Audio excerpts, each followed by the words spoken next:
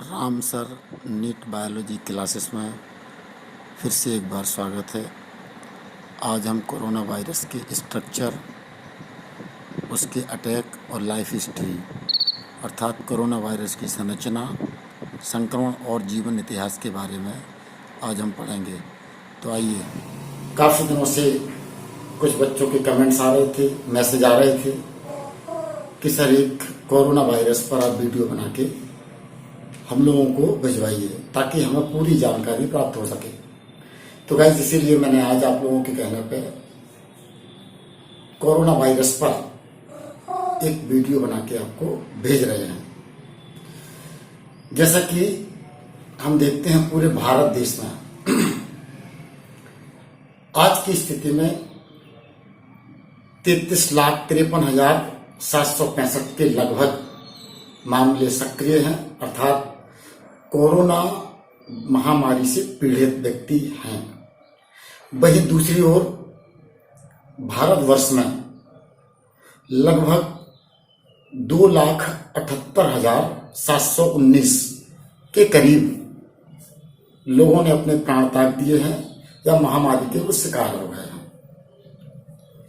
वहीं देखिए मध्य प्रदेश में, तो मध्य प्रदेश में आज की स्थिति में जो सक्रिय मामले हैं उनकी संख्या 88,783 के लगभग है।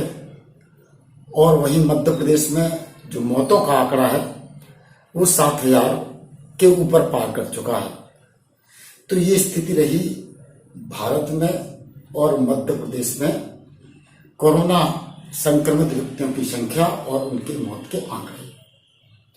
तो एक्चुअली हम ये जानना चाहेंगे कि आखिर ये कोरोना वायरस है क्या और ये कैसे संक्रमित करता है, कैसे फैलता है, क्या सावधानियां रखनी चाहिए।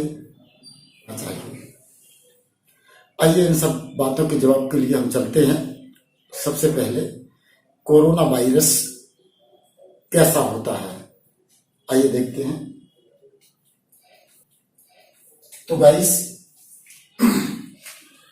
कोविड-19 या SARS-CoV-2 इसका फुल फॉर्म है severe acute respiratory syndrome corona virus 2।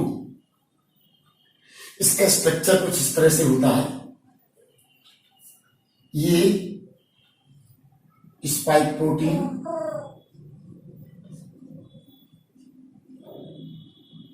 इसको एस से डिनोट करेंगे। ये एनवेलप प्रोटीन, इसको ई से करेंगे। और ये है मेम्ब्रेन प्रोटीन,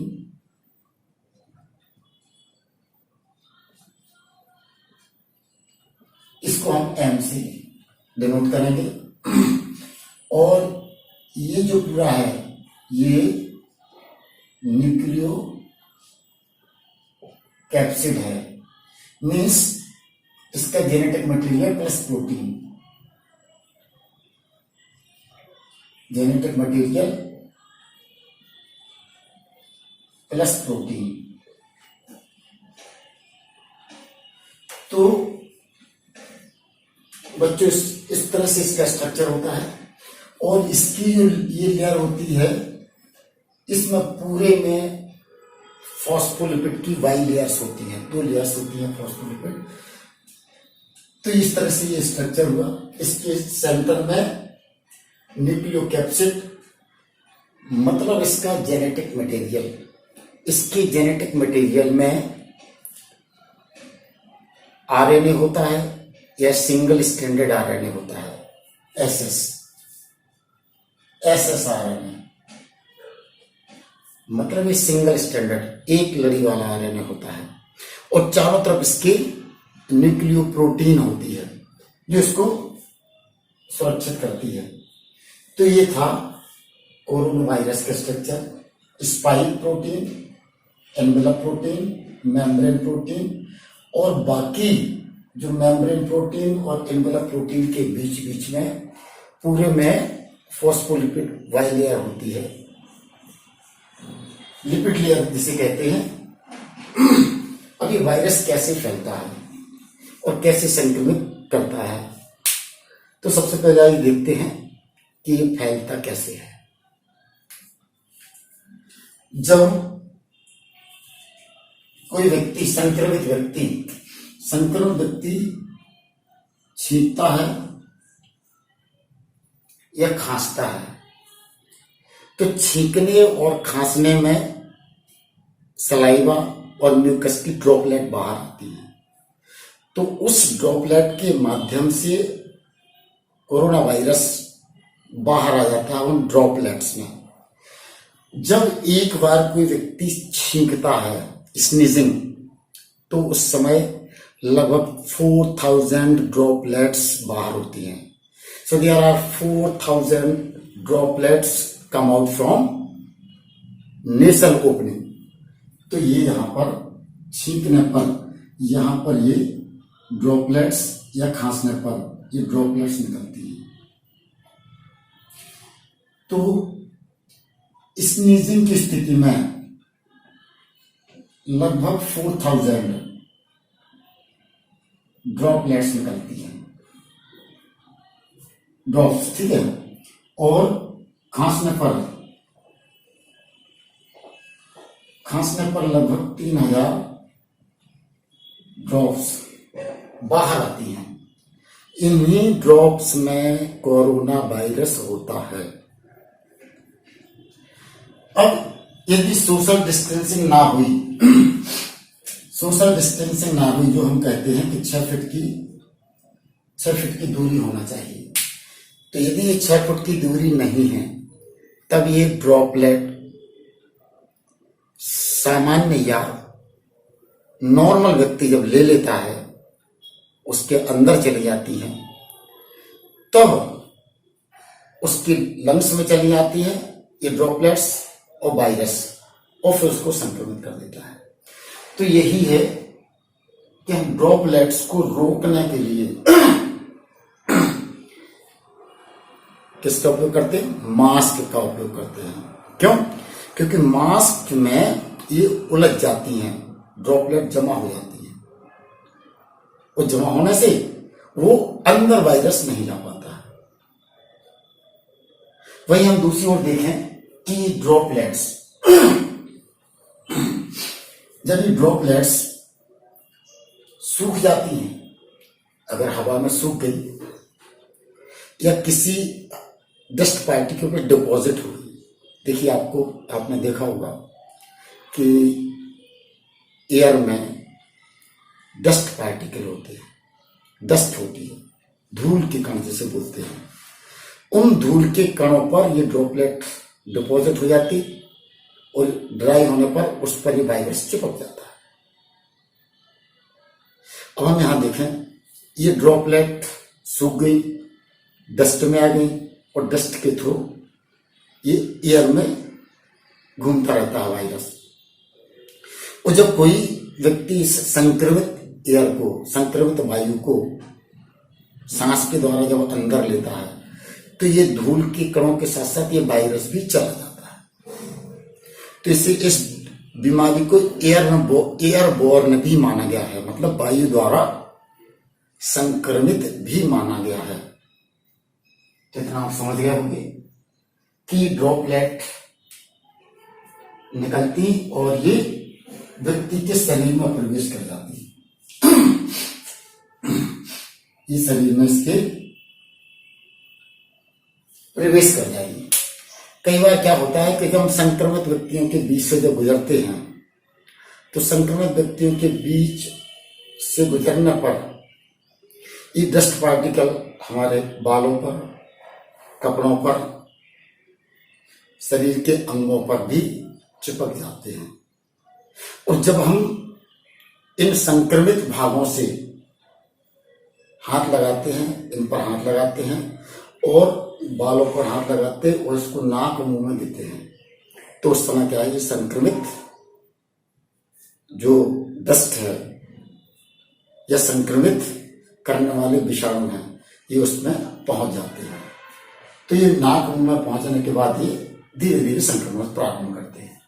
तो ये रही इसीलिए सोशल डिस्टेंस और जो मास्क होता है इसीलिए मास्क लगाते हैं, और मास्क के लगाने के लिए भी है कि मास्क जब हम लगाएं तो नाक और मुंह कवर रहे, एक बात। और मिनिमम कम से कम 3 लेयर या 4 लेयर का होना चाहिए कम से कम, ताकि वो जो डस्ट पार्टिकल, ड्रॉपलेट्स, वायरस उसमें ट्रैप हो सके। और एक और ध्यान रखना है कि जब भी हम बाहर से आए तो हम मास्क को अच्छी तरह से साबुन से धो दें। साबुन से धोने से क्या होता है, साबुन से धोने से जो इसके स्पाइक हैं ये टूट जाते हैं, ब्रेक हो जाते हैं, और ये संक्रमित नहीं कर सकता है, मतलब खत्म हो जाता है। तो अब आइए हम देखते हैं कि अब ये लंग्स में कैसे जाते हैं और कैसे संक्रमित करते हैं। तो आइए देखते हैं कि संक्रमित कैसे करते हैं। तो ये ड्रॉपलेट के थ्रू, सांस के द्वारा, रेस्पायरेशन के द्वारा, ब्रीथिंग के द्वारा ये लंग्स में जाते हैं। ये लंग्स हैं, ये लंग्स, ठीक है। तो ये वायरस जब नाक या मुंह के थ्रू लंग्स में जाता है तो ये वायरस लंग्स में जाकर उसको इन्फेक्ट कर देता है। यहां पर ये वायरस आ रहा है, ये वायरस। तो ये अब यहां जानेंगे कि हाँ नेसल कैविटी से होते हुए ट्रैकिया में आता है। ये सांस नली एक ट्रैकिया है। तो इसके थ्रू आता है, और ये ट्रैकिया आगे जाकर 2 में बढ़ जाती है। एक ट्रैकिया जाती है राइट लंग्स को और एक जाती है लेफ्ट लंग्स को। तो ये दोनों लंग्स में एक एक चली जाती है। अब ये यार सांस के थ्रू जब हम संक्रमित वायु इनहेल करते हैं तो ये बैक्टीरिया इसके अंदर पहुंचकर और इसको संक्रमित करना प्रारंभ कर देता है। तो अब ये जो वायरस है, ये वायरस इसमें आ चुका, ये वायरस इसमें आ चुका। यहां पे हम एक और बता दें आपको बात कि सांस के थ्रू जब हम सांस लेते हैं, रेस्पायरेशन करते हैं या ब्रीथिंग, तो ब्रीदिंग के थ्रू जो एयर में बहुत सारे वायरसेस हैं, बैक्टीरियाज हैं, फंगस के स्पोर्स हैं, ये सारे चले जाते हैं। फिर प्रश्न ये उठता है कि वायरस चले गए, बैक्टीरियाज चले गए, फंगस के स्पोर्स चले गए, तो फिर हम बीमार सभी से क्यों नहीं पड़ जाते हैं। देखिए क्या है कि हमारी बॉडी में इम्यून सिस्टम होता है, तो काफी मात्रा में वायरस को मार देता है, बैक्टीरियाज को मार देता है, और फंगस के जो फफूंद के स्पोर्स होते हैं उनको नष्ट कर देता है। तो जब हम जीवित अवस्था में होते हैं तो हमारी इम्यूनिटी होती है, और इम्यूनिटी से ये सारे खत्म हो जाते हैं। दूसरे केस में अगर हम यहाँ पर 2 जगह देखें, एक व्यक्ति की मृत्यु होने पर और दूसरा जीवित होने पर वो कोमा में जाने पर, मतलब एक व्यक्ति कोमा में चला गया बेहोश है और वो हफ्तों महीनों से है, और एक व्यक्ति मृत हो चुका है, उसके 24 घंटे ही हुए हैं, तो वो सड़ना शुरू हो जाता है, उससे बदबू आना शुरू हो जाती है, स्मेल आना शुरू हो जाती है। जबकि जो कोमा में है व्यक्ति उसमें स्मेल नहीं आती। कारण क्या, इसमें जो बैक्टीरिया वायरसेस सारे जो माइक्रोब्स हैं आक्रमण कर रहे थे, तो उन्होंने आक्रमण किया और कोई इम्यूनिटी नहीं बची मृत शरीर में, इसलिए उसको सड़ा दिया, नष्ट करने लगे। और इसमें इम्यूनिटी है तो वो सारे नष्ट होते गए। यही कारण है कि दोनों में मृत व्यक्ति बदबू देने लगता है, सड़ने लगता है, और बाकी जो जीवित व्यक्ति है भले ही वो कोमा में पड़ा हो, मरता नहीं है। तो ये स्थिति है। तो अब ये वायरस जो कोरोना वायरस है, कोविड-19 है, ये आ गया हमारे लंग्स में। अब लंग्स में छोटे छोटे एल्वियोलाइज होते हैं, जैसे ये लंग्स की छोटी छोटी एल्वियोलाई होगी। इस तरह से ये लंग्स छोटी छोटी यूनिट्स का बना होता है, जिन्हें एल्वियोलाई कहते हैं, और इसकी बाल बहुत पतली होती है।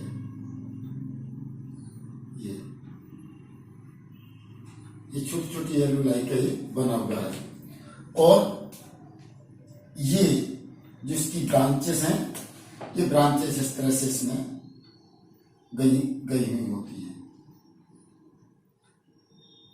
और ये और ब्रांच पतली हो जाती हैं, और इनके अंतिम सिरे एक एल्वियोलाई में खुलते हैं। देखिए अलग से हम बनाते हैं।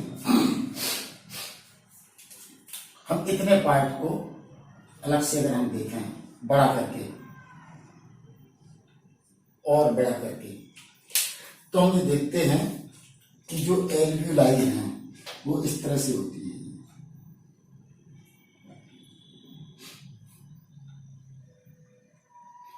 ये एल्वियोलाई,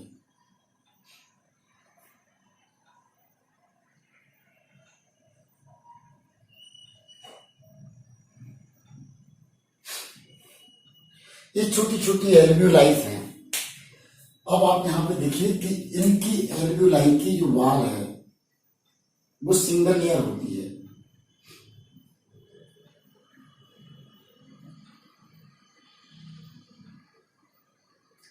ये कोशिकाओं की बनी होती है, सिंगल लेयर सेल्स की।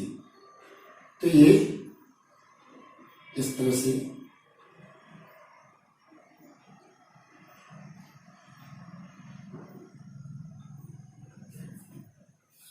ये एल्वियोलाई,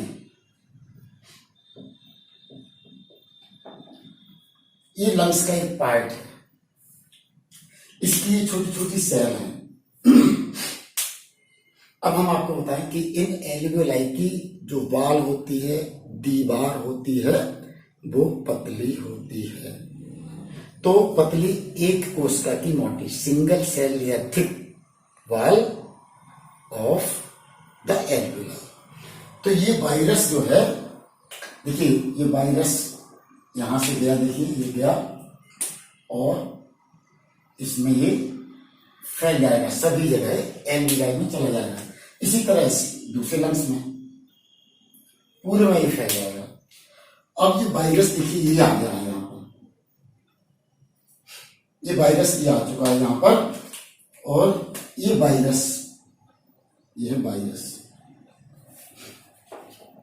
ये कोरोना वायरस हो गया।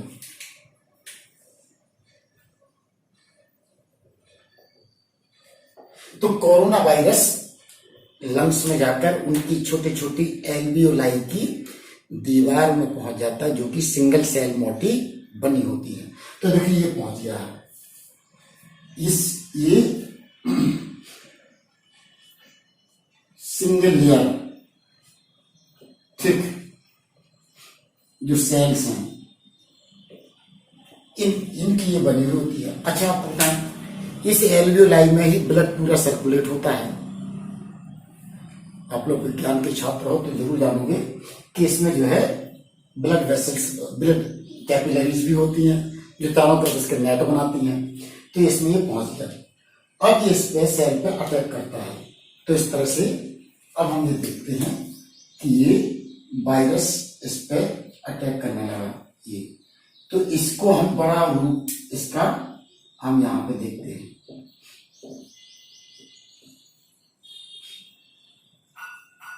ये तो यहां पर जो वायरस है वो आ चुका है सेल पर, जो नीले कलर की बनी हुई है। तो यही इस छोटी सी सेल को ये पूरी बड़ी सेल में बनाया गया है, ताकि उसमें हम उसके एक्शन को बता सके। तो ये एल्वियोलाई की छोटी सेल है जो हमने बड़ी करके बता दी है। तो किसकी है? लंग्स में छोटे एल्वियोलाई की जो वाल, उसकी सेल, और इस सिंगल सेल को हमने इतना बड़ा करके जूम करके दिखाया है ताकि पता चल सके वायरस लंग्स के अंदर की सेल को कैसे डैमेज कर रहा है। तो देखिए ये वायरस आ गया, ये सेल है, ये वायरस, ये सेल। अब होता क्या है, तो ये कहां से आया था, ये यहां से आया था एयर के थ्रू, एयरलाइन में, उसकी ये सेल है। उस सेल को, इस छोटी सी सेल को बड़ा करके जूम करके दिखा रहे हैं। ये लंग्स की सेल है, एक सेल जो यहां से यहां तक बनाई गई है। क्यों, ताकि हम आपको बता सके कि वायरस कैसे सेल में घुस रहा है, सेल में जा रहा है, सेल में इन्फेक्टेड कैसे कर रहा है। वही लंग्स में है। सेल कहाँ है, लंग्स की तो सेल है, एल्वियोलाई की ही तो सेल है। तो ये सेल बनी हुई है, कोशिका जिसे बोलते हैं आप लोग, सेल। तो सबसे पहले वायरस इसकी मेम्ब्रेन पर आकर चिपक जाता है। ये क्या है, सेल मेम्ब्रेन।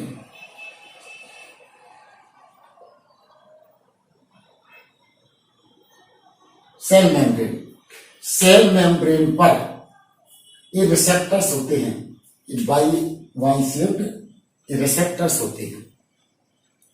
अच्छा, यहां हम एक चीज और बताना चाहेंगे।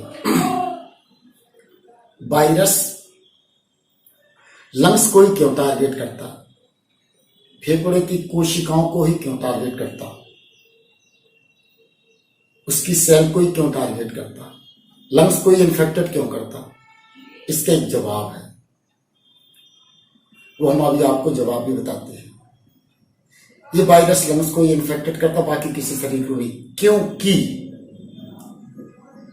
इस वायरस को लंग्स में उपस्थित जो रिसेप्टर्स हैं, जिसे कहते हैं angiotensin converting enzyme, ACE2 receptor, इस प्रकार का रिसेप्टर केवल लंग्स में ही होता है जो वायरस को पसंद है। ये स्पाइक प्रोटीन इस स्पाइक प्रोटीन को पसंद है इस तरह के रिसेप्टर। और इस तरह के रिसेप्टर कहां होते हैं, केवल लंग्स के सेल में, इसीलिए लंग्स इन्फेक्टेड होते हैं। तो अब आप समझ गए होंगे कि लंग्स को ही इन्फेक्टेड क्यों करता है, हमारी स्किन को, अदर पार्ट को क्यों इन्फेक्टेड नहीं करता। क्योंकि इसके जो रिसेप्टर है ACE2 receptor, angiotensin converting enzyme receptor, ये लंग्स की सेल में ही होते हैं। तो ये लंग्स की सेल को, अब ये रिसेप्टर, अब चूंकि ये स्पाइक जो है, ये स्पाइक इसके रिसेप्टर से आकर चिपक जाता है, क्योंकि इसकी दोस्ती केवल उसी से है, बाकी किसी से नहीं। और ये रिसेप्टर बेचारा क्या समझता है कि यार हमारा कोई फ्रेंड आ गया है, मित्र, चलो इसको एंट्री दे दो। तो ये रिसेप्टर इसको एंट्री दे देता है, मतलब यहां से इसमें एंडोसाइटोसिस के थ्रू,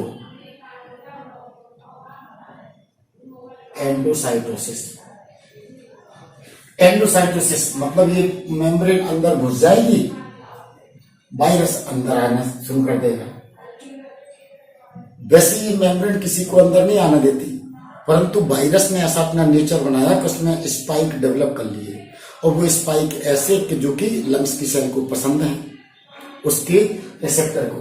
तो ये सेल ऐसी ये सोचती है कि कोई अपना ही फायदे का कोई पार्टिकल आया है, तो इसको एंट्री दे देती। तो इसके अंदर एंट्री एंडोसाइटोसिस के थ्रू हो जाती है। तो ये इस तरह से ये इसके अंदर इंटर कर गया। इंटर करने के बाद ये लाइसोसोम से ये लाइसोसोम है, इससे फ्यूज हो जाता है और ये डिसॉल्व हो जाता है, ये खत्म हो जाती है इसकी जो आउटर पार्ट है। और इसमें जो भरा हुआ न्यूक्लियोप्रोटीन है, तो ये न्यूक्लियोप्रोटीन ये बाहर आ गया, तो ये कहलाया वायरस आरएनए।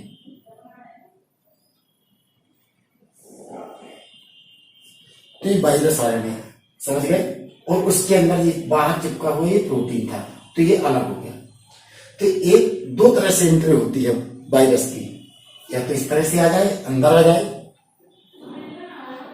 या ये यहाँ पर अटैच हो और इसका केवल डीएनए मटेरियल आ जाए, केवल इसका सॉरी आरएनए मटेरियल, डीएनए तो होता ही नहीं है, तो इसका ये इस तरह से आरएनए मटेरियल इसमें आ जाए। तो या तो ये आरएनए मटेरियल इसको ट्रांसफर कर देगा या फिर पूरा का पूरा ये आ जाएगा अंदर। तो चाहे कैसे भी आए, अगर ये पूरा वायरस आता है तो इसका आउटर कवरिंग डिसॉल्व हो जाती है, वायरस का आरएनए निकल आता है, या फिर सीधे वायरस का आरएनए सीधे आ जाता है। तो इस तरह से एंट्री हो गई। अब entry of the RNA into the lung cell, lungs की सेल में ये एंट्री हो गई। अब ये वायरस आता है यहाँ पर, ये वायरल आरएनए, ये वायरल आरएनए क्या है कि सेल की जो एक्टिविटी चल रही है उसको रोक देता है। ठीक वैसे ही कि एक कोई डाकू आए और किसी बड़ी फैमिली में अंदर आए और घुस जाए और उसके मालिक से लेके सभी को बंदूक दिखाए और कहे कि तुम्हें मेरे अनुसार सारे काम करना है, तो सारे घर के लोग मरने के डर से उसके सारे काम करेंगे उसी के अकॉर्डिंग। तो ऑक्यूपाई कर लेगा पूरे घर को कि तुम ये वाला काम करो, तुम ये वाला काम करो, बढ़िया आराम से। तो वो अपने अकॉर्डिंग एनवायरनमेंट बना लेता है, हायर कर लेता है, पूरी सेल की एक्टिविटी को हायर कर देता है और कहता है सुनो अब तुम मेरे हिसाब से बनाओगे। तो जो आरएनए है, ये आरएनए सबसे पहले राइबोसोम को करता है, राइबोसोम को हायर किया उसने और कहा कि चलो तुम यहां आकर मेरा प्रोटीन बना के दो। तो बेचारा जी आरएनए है, ये इसके प्रोटीन बना के देता है, जिसको कहते हैं PP1 और PP1AB, PP1A और PP1AB। ये वायरल प्रोटीन होता है, इसे PP इसलिए कहते हैं क्योंकि पॉलीप्रोटीन है। तो ये इस तरह से ये बन गया इसमें पॉलीप्रोटीन, ये पॉलीप्रोटीन ये निकल के आ गया। तो आते ही उसने राइबोसोम को ऑर्डर दिया, राइबोसोम ने वायरल प्रोटीन बना दी और इस तरह से अब ये प्रोटीन एक प्रोटियोलाइसिस एंजाइम के रूप में ये इसका प्रोटियोलाइसिस होता है, अर्थात ये ब्रेक होती है। तो यही प्रोटीन छोटे छोटे पार्ट्स में टूटकर और बनाती है रेप्लिकेस ट्रांसक्रिप्टेस, एक प्रोटीन बनाती है। तो रेप्लिकेस ट्रांसक्रिप्टेस प्रोटीन बनाती है। तो यहां तक आप समझ गए होंगे कि वायरस आया, इसका आरएनए फ्री हुआ या सीधे आरएनए फ्री हुआ, इसने इसको हायर कर लिया राइबोसोम को, सेल की एक्टिविटीज को, और अपना प्रोटीन बनाना शुरू किया। तो ये वायरल प्रोटीन बना। ये वायरल प्रोटीन छोटा छोटा ब्रेक डाउन होके और कंबाइन होके एक कॉम्प्लेक्स बनाता है जिसे कहते हैं रेप्लिकेस ट्रांसक्रिप्टेस। ये इसकी आरएनए की कॉपी करना शुरू कर देता है। तो इसकी एक आरएनए से दो आरएनए ये बन गई। अच्छा, ये वाला जो रेप्लिकेस है ये इसके प्लस आरएनए और इसकी माइनस कॉपी तैयार करता है। जब इसकी कॉपी तैयार होती तो ये प्लस आरएनए तैयार होता है। तो ये आरएनए इससे ये बन गया। अब देखिए इससे बहुत सारी कॉपियां बनती रहती हैं, मैनी कॉपियां, there are many copies are form. तो एक कॉपी बनी, तो ये आप देख रहे हैं कि ये आरएनए पॉजिटिव आरएनए आ गया है। अब हमें क्या क्या चाहिए, आपको ये पता है कि वायरस क्या किस किस से बना है। इस प्रकार की protein, spike protein, membrane protein, envelope protein, RNA वगैरह सबसे ये बना हुआ है। तो इस तरह से अब वही मटेरियल, रॉ मटेरियल वो अपना तैयार करेगा, फिर इसके बाद कंबाइन करके यूनिट बनाएगा, वो वायरस बनाएगा। तो इसकी जो ये आरएनए की कॉपीज, इनमें से कुछ आरएनए सब जीनोमिक आरएनए बनाते हैं। इन सब जीनोमिक आरएनए में ये अलग अलग टाइप के होते हैं। एक जीनोमिक आरएनए से एस प्रोटीन बनता है जिससे स्पाइक बनते, ये स्पाइक। दूसरा जीनोमिक आरएनए, सब जीनोमिक आरएनए होता है, इससे एम प्रोटीन बनती, एम मेम्ब्रेन प्रोटीन। तीसरा बनती है एनवेलप प्रोटीन और चौथा बनती है न्यूक्लियोप्रोटीन। ये तीन टाइप के प्रोटीन जो बनते हैं वो एंडोप्लाज्मिक रेटिकुलम पर बनते हैं, क्योंकि वहीं पर राइबोसोम होते हैं, और राइबोसोम होते हैं इसलिए उस पर ये प्रोटीन बन जाते हैं। अब क्या होता कि इस तरह से प्रोटीन बन गए, यहाँ एक और जीनों में कारण है, क्योंकि किसकी जरूरत होगी, स्पाइक की, इसकी, इसकी और इसकी, ये सारी मटेरियल की जरूरत होती है। अब ये मटेरियल बनना शुरू हो गए। ये कोरोना वायरस का जीनों में कारण है, जो अंतर रहेगा इसके। अब ये अच्छा, अब ये जो एंडोप्लाज्मिक रेटिकुलम है, ये इसकी लूप बनेगी, और ये इसके जो प्रोटीन पार्टिकल्स हैं जो कि वायरस के लिए जरूरी है, ये सारे पार्टिकल्स इसमें आ जाएंगे।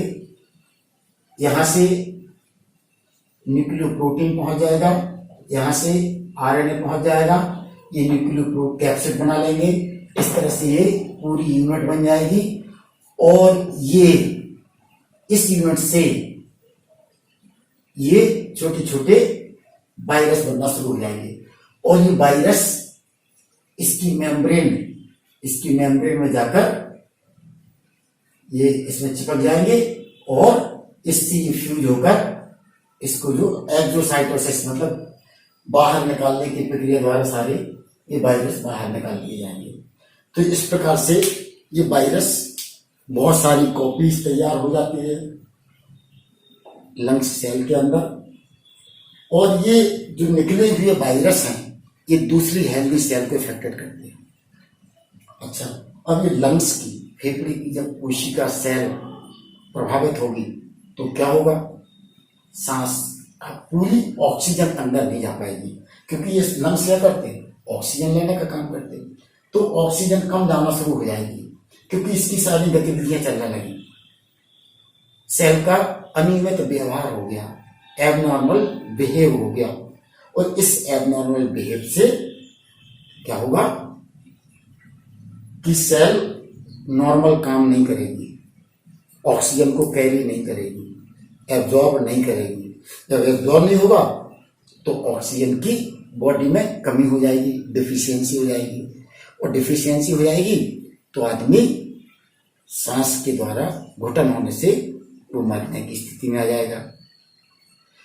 अच्छा, अब हम आपको ये भी बता दें यहाँ पे कि जब ये नेजल वायरस जब ये यहाँ से प्रवेश करता है, एंट्री करता है, उस समय क्या करता कि सेल को अफेक्टेड करता है, जिससे वो म्यूकस निकालती है। म्यूकस निकालने से क्या होता है, सर्दी, खांसी, इसके सिम्टम्स आने लगते हैं। और जब इस तरह से इस पर अटैक होता है तो इस अटैक को रोकने के लिए एंटीबॉडीज बनना शुरू हो जाती हैं। इनके सभी मिश्रित प्रभाव से, मिक्स्ड इफेक्ट से बॉडी का टेम्परेचर बढ़ने लगता है। तो खांसी और सर्दी कब होगी, साथ साथ सर्दी खांसी इसी से होगी। जब बैक्टीरिया अंदर जाएगा तो यहाँ पर इफेक्टेड करेगा, म्यूकस ज्यादा बनेगा, और अतिरिक्त म्यूकस को बाहर निकालने के लिए हमारी बॉडी एक तरह से परफेक्ट होती है, या यूं कहिए कि वो एक कहना चाहिए पहले से डिसाइडेड होती है कि कोई बाहर की चीज ना आए, या कोई एक्सेस चीज हो तो बाहर निकाल दे। तो हमारी बॉडी उसको म्यूकस को बाहर निकालना चाहती, इसलिए छींक आती, उसी म्यूकस को बाहर निकालने के लिए खांसी आती, सारा सिस्टम डिस्टर्ब हो जाता, मेंटल डिस्टर्ब भी हो जाती, जिसके कारण से फीवर, स्नीजिंग, कफिंग, फीवर, सांस लेने में तकलीफ। तो सांस लेने में तकलीफ, क्योंकि जब लंग्स प्रभावित हो गए तब लंग्स की सेल काम नहीं कर रही काम, तब ऐसी स्थिति में क्या होगा, घुटन होगी, ऑक्सीजन कम मिलेगी। जब ऑक्सीजन कम मिलती है तो फिर ऑक्सीजन सिलेंडर वगैरह लगाते हैं, जो कि कारगर भी होता है, नहीं भी होता है, मतलब मरीज ठीक भी हो जाता है, कई बार ठीक नहीं होता है। तो ये इस तरह से। अच्छा, यहाँ पर हम आपको ये भी बताना चाहेंगे कि जो वायरस से आरएनए फ्री हुआ, इसमें सारे कोड रहते हैं, इसमें अलग अलग कलर से बनाया हुआ है, मतलब इस पर कोड हैं, और जो कोड एक स्पेसिफिक प्रोटीन बनाते हैं, उस स्पेसिफिक प्रोटीन वायरल प्रोटीन का एक कंपोनेंट होते हैं। तो एक कंपोनेंट बनते हैं, तो सारे कंपोनेंट मिलके एक यूनिट बना लेते हैं, यूनिट निकल के और ये बाहर आती है और दूसरे लंग्स को दूसरे लंग्स की सेल को या उसी लंग्स की दूसरी सेल को अफेक्टेड करती है। तो ये था किस तरह से लंग्स में इन्फेक्शन होता है। इसी तरह के अन्य वीडियोस देखने के लिए आप कमेंट्स करें, चैनल को सब्सक्राइब करें, बेल आइकन दबाएं ताकि आपको सबसे पहले नोटिफिकेशन मिल सके मेरे वीडियोस का। आपको अगर वीडियो अच्छी लगी है तो लाइक करें और ज़्यादा से ज़्यादा शेयर करें। धन्यवाद। अगला वीडियो हम लेकर उपस्थित होंगे जो आजकल चल रहा है फंगल, जो ब्लैक फंगस कैसे इन्फेक्ट करती है, क्या होती है। ठीक है, धन्यवाद।